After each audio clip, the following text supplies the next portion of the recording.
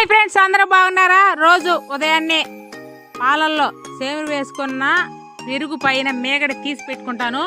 అది వారం రోజు అలాగే కొంచెం కొంచెం తీసుకొని ఫ్రిడ్జ్లో పెట్టుకొని వారం రోజుల తర్వాత ఇలాగ కొంచెం ఫ్రిడ్జ్ వాటర్ పోసి బాగా చిలుక్కొని వెన్న ముద్ద అయితే బాగా వస్తుంది.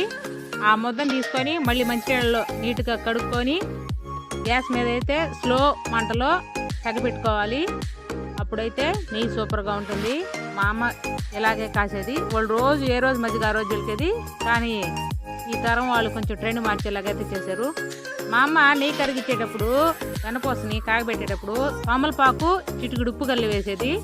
ఆ తమలపాకు కోసం నాకు కావాలని మేమంతా గొడవ పడేది. అలాగా తమలపాకు తీసుకొని శుభ్రంగా తినేస్తే సూపర్గా అయితే ఉంటుంది. చిటికుడు ఉప్పు కల్లి అయితే వేసాను. నెయ్యి అయితే వాసన సూపర్గా అయితే వచ్చింది. తమలపాకు టేస్ట్ అదిరిపోద్ది. కావాలంటే ఒకసారి ట్రై చేయండి. ప్లీజ్ నా ఛానల్ సబ్స్క్రైబ్ చేసుకొని లైక్ చేసి షేర్ చేయండి ఫ్రెండ్స్. బాయ్. నెయ్యి అయితే అద్భుతంగా వచ్చింది.